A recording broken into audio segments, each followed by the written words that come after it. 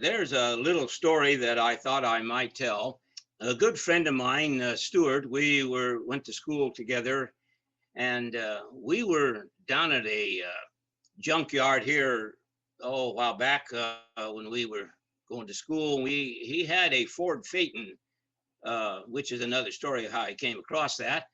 But we were down in the junkyard anyway, and we were looking for some type of an old vehicle that we could use to go out hunting. And so we were kind of looking around, and we came across this jalopy. It was a four-door Chevy, about 1941, somewhere in there. It was not bad looking. A couple of fenders in the front was gone. It had a back seat, but just a driver's seat. The rear trunk lid was gone, but that didn't matter to us because we didn't going to put nothing in there anyway. We looking around, and pretty soon the owner of the junkyard came out. His name was Bud. And he said, "What are you guys looking for?" And we said, "Well, we're looking for a car we could just drive up in the mountains to go to camping and fishing and something, could go down up and down hills off the road. And maybe a few puddles of red streams or something. So he said, "Well, this is a pretty nice jalopy for that." He said, "If you don't mind not having any fenders." And we said, "Well, let's hear it run. And so he went down and got the key and brought it out and turned it on. And man, he started that up, and the smoke poured out of there, and it's coughing and smoking. And he sticks his head out the window and says, "Well, it's a really great car. You guys look like you're a couple of mechanics. You could maybe fix it up." And he says, "I tell you what I do. I'll give you a good deal for this car." He said, "Maybe I better turn the engine off." So he turned the engine off, and he said, "I got this great deal for you guys." He said, "I'll give you this car for $15. We said, $15? Come on, it's got no fenders on it. The trunk lid's missing. It's only got a driver's seat in it. "Oh, well, okay. How about $12.50? And I said, No, come on. Stu and I said, "Come on.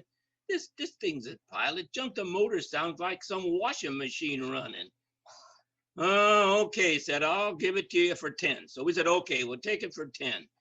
Now, there was some other things that was not exactly there we didn't know about. So we had rode our bikes down to this junkyard. So we threw them in the trunk, and we fired this thing up and rolled the windows all the way down the front and back. And we was coughing and sputtering, and we drove out of the junkyard.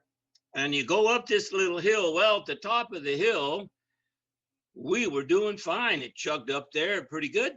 So we started down. Well, there was a couple of curves as you go down this road. And the car was picking up a few speeds. So we dropped her down into second gear, and it's still going pretty fast. So we thought, well, we better do something. So we double clutched that baby down and dropped her into low range, which didn't help too much. We were still going too fast. So we jammed on the brake. Guess what? Went right to the floor. Didn't have it. One brake one. So we were cruising down there trying to keep this thing in line as we're going around a few of the curves to get down to the main road. Well, as we got down there towards the bottom, there's a tree sitting on the side over there. And we thought, hey, we go out on this street here, we're going to get it run over by other cars, and we can't stop if somebody gets in front of us. So we turned over and slammed that old car right into that trunk and stopped the thing. And well, that meant we hopped on our bikes and we drove over to Stu's house. And his dad had a bunch of tools. And so we got his car and a tow chain, and we drove over and drug that car down to his garage. And we worked on that for, about a week or so, getting the engine up and getting the brakes fixed. And we had a great little mountain car, we called it, because we took that thing all summer long up over hills, in through the rivers, over to our nice camping spots and hunting for deer. And we'd done that for several summers. This car just was really great. One summer we was out there about in the 12th grade, I guess, somewhere in there. We were at a hunting spot, and we had looked down, and we had seen this nice 5-point deer. We thought, well, if Stu would go up and kind of shove it this way, and I would go around the tree there and get all situated. If we could drive that deer down towards us, he could take a shot and I could take a shot. One of us would get this nice 5-point deer. Well, I was all set up. Had my sights straightened out on them, would have got him right in below the eyeball there, which would have knocked him down real quick. All of a sudden, I hear this fire, fire, fire. And I said, well, I can't fire yet. He's not in the clear. No, fire, fire. So I looked around to see what the stew hollering about, and there was that mountain car, all in flames. And we forgot to turn it off. We just pulled the emergency brake up, and it choked out, and the gasoline caught fire. And there went our mountain car. Ended our nice hunting trip. No more of them climbing around. We just drug her up down to the junkyard again.